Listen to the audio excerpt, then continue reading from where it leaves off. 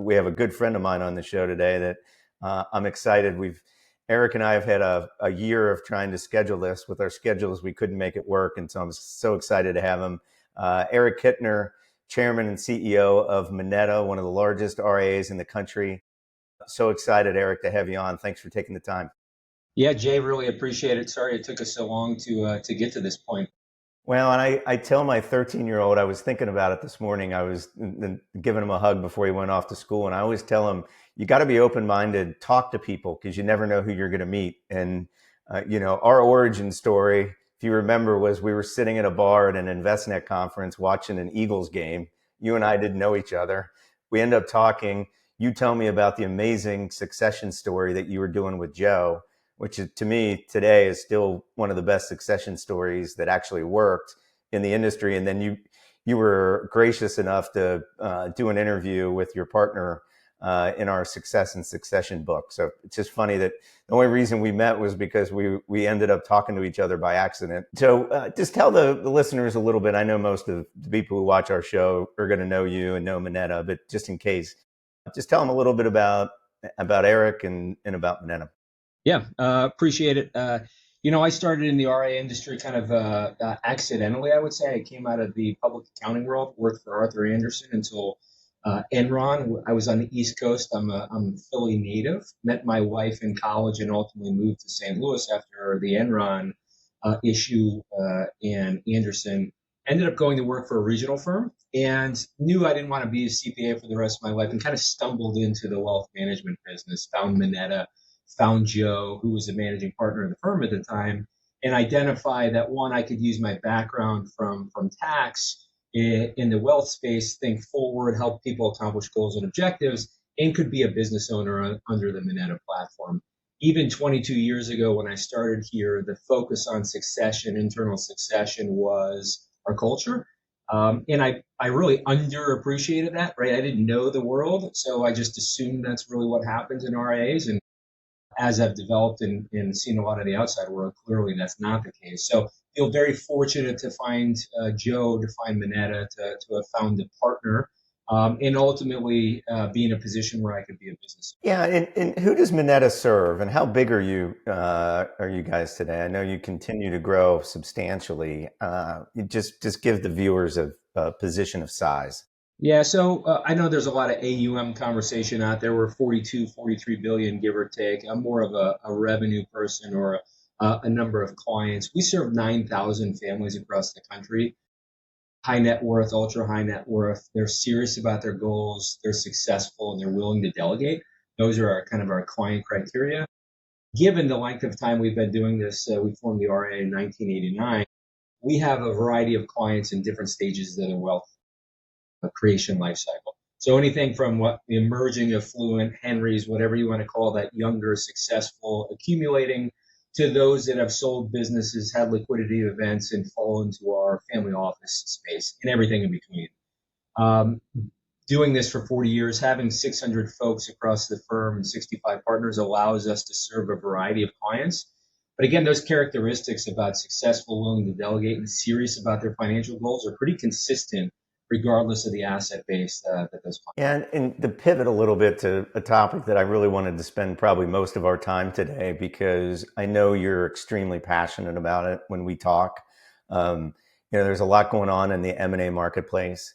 There's a loose term that people use of independence, right? And I think people expand that definition in a way that in many ways is not appropriate. Moneta, from my understanding from our prior conversations, is fiercely determined to remain independent. And so maybe just walk me through and the viewers through kind of how you think about the fact that you've remained independent. How do you see what's going on in the M&A marketplace that's impacting clients and advisors? And why have you chosen the path, and your partners have chosen the path that you have at Moneta? Yeah, great question. And to be clear, our founders created this vision of succession and independence. And, my role as CEO is to kind of perpetuate that, because I think it's the right answer and our partnership thinks it's the right answer. So to us, independent is we own ourselves. It's just that simple. And so when you look at the firm, by the end of the year, we'll have 65, 67 partners. give or take, and we own the firm. And we think that that's a really critical piece in what true independence is, meaning that the only constituents we have are our clients and our people. So I always talk about the strategic decisions that we make at Moneta, and it's driven by the ownership group who are the advisors serving clients on a day-to-day basis. So the reality is we're making strategic decisions, how to allocate capital, how to invest in technology, how to invest in people from a very practitioner level. There is no third party constituent that when we want to charter a trust company, we have to go sell. The trust model is a really tough model to get excited about from a profit margin perspective, but it's absolutely critical to some of the clients that we serve and having that. Being able to develop that solution and not have to go sell it to a third party for us is really, really key, right? And I think it speaks to our ownership structure is the fact that we want to remain independent. We truly want to own ourselves. So I hear the word independent all the time, and then I look at a cap table and there's 40 hands in the pie that aren't practitioners or operating in the business. And for us, that doesn't necessarily equate to independence. And that's not to criticize anybody. At the end of the day, I'm a believer that there's going to be a lot of different models in the RIA space, and that's okay. I think the RIA model is winning from a wealth management perspective. I think people have identified the RIA space as a great platform to serve clients and create career paths for talents. But I happen to see, or I think we're seeing some of the independence, I think loosely labeled, and what we're creating isn't necessarily truly independent firms by our definition. So we're fiercely independent, and our goal is to transition the business from gen to gen because we think that's best for our clients and we think that's best for our people. What do you say when people say eventually you guys are going to get too big and the multiples in a way are going to be hard to pass it on to G2 from an internal succession standpoint? Yeah. I mean, that's always what you hear, and that's what Mark Hurley argued, as you and I have talked about, and obviously we know Mark well, and his argument was to you and to Rob Francis at Experian is because they're fiercely independent like you are, is that's never going to eventually work because eventually it's going to get too big, the money is going to get too big, and it's going to be too hard to transition it to the next generation. Yeah, we always hear the next gen can't afford it, right? And our statement is the next gen can't afford not to buy it. At the end of the day, look at the people lined up to take equity stakes in RIAs. Well, why is that? It's a great business, right? You have to take great care of clients, but the revenue stream tends to be sticky. Those relationships are very long time. If you run it well, it can be profitable, right? So there's a reason there's a flow of capital into the space. Yet we've told our next gen in the industry they can't afford to buy it. And the reality is, if you think about internal succession, this is not a point in time at one pro forma, at one multiple where it happens. You have to be very, very, very intentional. And internal succession, as you know, takes place over decades rather than a year or, I walk in the office at 62 and say, I'm out, right? I want to leave. And so I think from an industry perspective, when you think about M&A or when I think about M&A, there's a couple of reasons. One, scale, resources. I'm a RIA that's been operating. I've had success, yet I find myself running the entire business and my time is being consumed with compliance and technology and reporting and recruiting and HR issues, right? And I'm a 5 or 6 or $800 million RIA. And at the end of the day, I'm looking for resources and for scale and capability. And so I think about M&A as a result. The reality is there's a million people lined up that will buy that business at some stated multiple based on one pro forma point in time.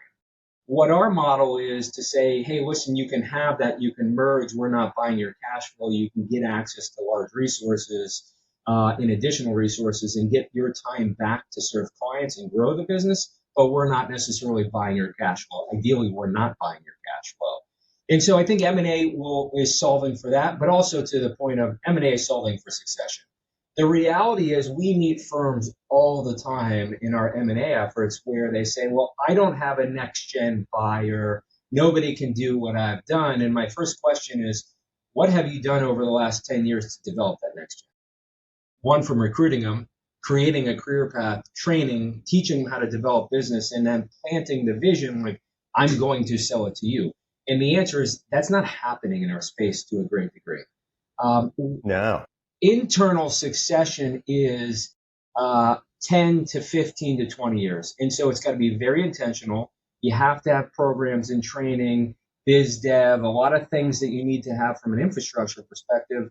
But I'm 47, and when I think about exiting the business at 60, I've got a slew of advisors that sit behind me. I still have a client business. I still serve clients to maintain relevance to my partners in the firm, and I have commitments to clients that I've known for 20 years. My partners in NextGen will transition the business from me over a 15-year period. So from a wealth creation life cycle, it's not going to be Eric selling a business at one point in time on one pro forma happen at whatever the multiple of the month, the year is. It's going to happen over a very intentional period of time where I am selling pieces. I am going to sell at an internal discount. We're committed to that as a firm. However, the people that I'm selling to have been instrumental in growing the business. So if you take them out of the business and I just sell mine, it's a much smaller business at a higher multiple versus a much larger business at a little bit lower multiple. So it can be done. It takes a lot of time and resources and energy, but it can be done. And we believe, again, fundamentally, when I stop serving clients, I want to look at these people and say, I've been working with you for 40 years. I know your parents. I know your kids. I've seen the good, the bad, everything you've had to go through in life. And as I've exited the business, my team is going to step in and own it. And they've been serving you alongside of me for the last 2 decades. So what a better solution, what better solution exists for you? Well, and I think, I always say when you were nice enough to help with the succession book in 2015, we really thought people were going to look like you, frankly. I mean, I think you guys are a unicorn, right? To the point where you and Moneta are thinking about that in longevity. I think the industry problem, why people say, and I'm one of them that says the G2 can't afford it, is because you have so many advisors who are 60 to 62 to 64 who, one, don't have a G2, or two, if they do have a G2, want a point in time transaction, right? You're 62. You don't have the luxury of sitting for 10 to 15 years to work on a succession plan. So I think you guys are a unicorn. I think you're a great example of what people should have done. But unfortunately, as an industry, people didn't do it the way that you have. Well, I appreciate that. I mean, we're really passionate about that solution. It's hard. We have 29 teams that operate as underneath the firm. And the reality is each one of those are going through or building a succession plan. So there's a lot of recruiting of talent. There's a lot of training. What we've realized is, listen, the next gen has to be able to grow the business. And so one of the things that was core to our culture is teaching people how to develop business, right? That in creating the path to be an owner and understand the economics and how it all plays out. So again, it's a very intentional process. There's hard conversations that have to happen. There's advisors who want to be partners that aren't going to be able to. There are partners who sit there and say, well, I'm going to wait longer to develop next gen before I sell, right? It is not an easy process. And I say this, not every advisor is great at, developing the next gen of people, right? Yeah, Like, I would argue, frankly, I would argue most aren't. I mean, yeah, that's just not, advisors, they're not wired that way. I mean, they're it's just, great at serving clients. They're yeah. passionate about providing advice. But if you think about what has to happen in the development of talent, that's a full-time job. And so one of the things, like, there's a culture that exists at Moneta to do it, and then there's the resources. Our chief growth officer, our Moneta University, our partner in training program, our business development programs, that we've all built this structured, institutionalized process. You have to have all that in order to facilitate. And even then, it's hard, right? It's still hard. But I was taught, that just because it's hard doesn't mean it's not worth it, right? So I think at the end of the day, our clients get it. And one of the things that we see in the M&A world is, you've got a really talented advisor base that maybe got sucked up in these transactions and aggregators. They joined the RIA world because they know it's the model for them. They had an opportunity for ownership. They were excited about that. And now they're part of a much larger organization. That path doesn't look exactly the same. And candidly, some of what we see is people left the wires or the brokers to the independent RIA space. I think there's some of these firms that look a little bit more like the wires in some of the things that they left to begin with. And so you 100%. kind of go full circle. So I think there's a talent pool out there of 5 to 10 year advisors that weren't in the ownership seat, didn't benefit from a transaction, who are now not necessarily enamored with where they sit today. And I think that's going to continue to play out over time. Well, I couldn't agree more. And I keep saying it, I've said it a million times, and some people roll their eyes at me, is I think the next breakaway movement, and when you and I, you're 47, I'm 46, we got a long way to go, is we think out 10 years.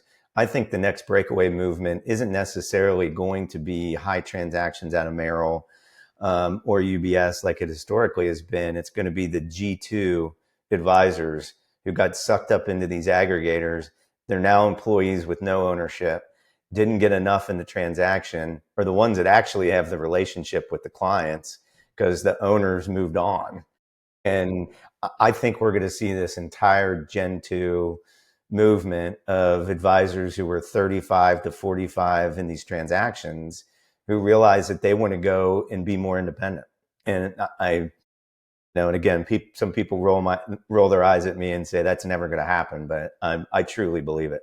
Yeah, and I mean, I think like, how do I sit and know who owns the firm 5 or 7 years from now? Like, it may trade a couple of times too, right? So new owners come in, they have different initiatives, different goals and objectives. Not wrong, just different, right? And so as that next gen talent who wants to have a 30 or 40 year career serving clients, I can't always know what my life's going to look like. I think the commitment to owning ourselves ensures that, hey, listen, selfishly, our model only works if we continue to develop talent, right? It has to. So the challenge that we see is from 65 owners to 100 owners to 200 owners to 300 owners, right? Which is what's going to happen as we continue to grow.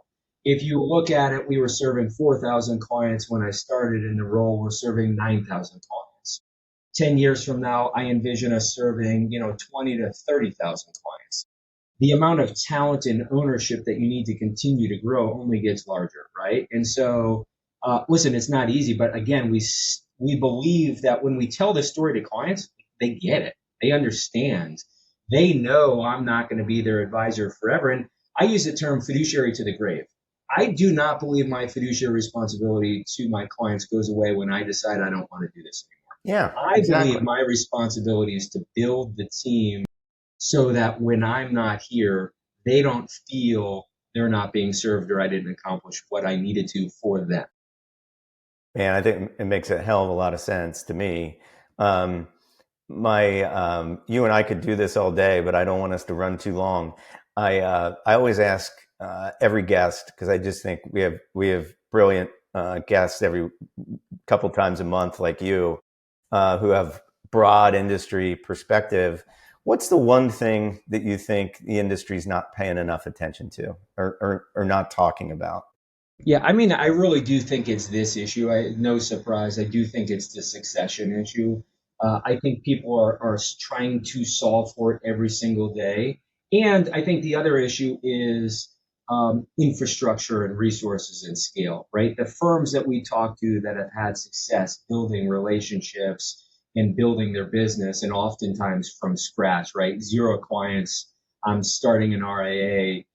How do I solve for the infrastructure that I need to serve a growing client base, whether it's technology, how AI is going to impact reporting, recruiting, talent development. Like, I think there's a lot of conversation, but I think the M&A gets, the assumption is M&A is to solve for succession only. The reality is, I think every advisor out there is thinking about how do I have time to serve clients, grow the number of clients I serve, develop my talent, and have access to the infrastructure that I need and my clients, frankly, need as I continue to have success. So I think those are the issues. And again, what does the model look like? How many large institutional RIAs are out there kind of continuing to consolidate? I think will be interesting to see. There's clearly some very large RIAs that have had wild success who we certainly appreciate what they're doing. I think the question will be, do they continue to get bigger and bigger and bigger? Or to your point, do we start seeing people have this real desire for that smaller kind of independent type feel? Yeah, I think it'll be. I think we'll have to see it. I got asked this same question. I was a guest on a podcast yesterday, and the thing that I'm seeing that I think people aren't talking about enough, and it's been happening for 20 years, but the M&A market, you have so many advisors who aren't clear about what the outcome they want. So they're taking all these phone calls from the M&A firms, right? The people trying to roll up, trying to think about a deal. Should I do a deal? Should I not do a deal? Who should I talk to? And they're losing focus on having clarity about the outcome that they want. And Yeah. the more distracted they become, the less their firm grows, because they're spending all this time trying to figure out how to think about the M&A market, and they don't know if they want to sell or not. And it's like, you have to decide. And because every day that you're not focused on your clients or your prospects is a day that you're not growing your business. And I think it's a huge issue from what I've Agreed. seen. Agreed. And the last comment I would make, I think, to one additional item, I think organic growth. I Yeah. think that the industry isn't talking about enough. I think when you look at M&A, it is solving for the growth issue for a lot of firms. But at some point, if that lever, that opportunity slows down, our belief is that a firm has to be very, very solid with their organic growth strategy and with their M&A strategy. And so knowing that at one point in time that the M&A lever may, or a strategy may, stall just because there's a market downturn, valuations change, whatever the case may be, organic growth. And what that means to us is good old fashioned biz dev training. And we're not a sales organization, focused on, the next client. We're still focused on providing great advice and finding the right people. But we're very focused on teaching people how to develop business so that that organic growth engine continues, right? And, I see a lot of growth numbers come out of the space. M&A is driving a lot of growth. The referral programs for certain firms are driving a lot of growth, which is great. We're really focused at the Moneta level on how do we train people to build relationships and tell the Moneta story and ultimately develop new client relationships as a result. I don't think that's being done in the industry enough. I don't know that there's enough training there for that 30-year-old advisor who's really good at providing advice. But how do I flip the switch to really also find and develop a network of successful individuals that can become clients because I can drive value for the situation? That's exactly right. That's exactly right. Well, Eric, I know a lot of advisors watch our show. They may want to talk about doing business with Moneta. What's the best way for people to find you guys and talk if they have any interest in doing business with you? Yeah, no, appreciate it, Jay. Certainly can reach out. My email, it's on our website, monetagroup.com. Feel free to reach out. We have a section for advisors, and you can find me and email me or call me directly. It's perfect. Well, buddy, it's so great to reconnect, and I can't thank you enough for making the time, and congrats for all your success for your team at Moneta. Yeah, appreciate it. Thanks for the opportunity to connect, and I look forward to seeing you here soon in Kansas City. Yeah. Well, thanks for watching the deep dive today. We'll see you on the next episode.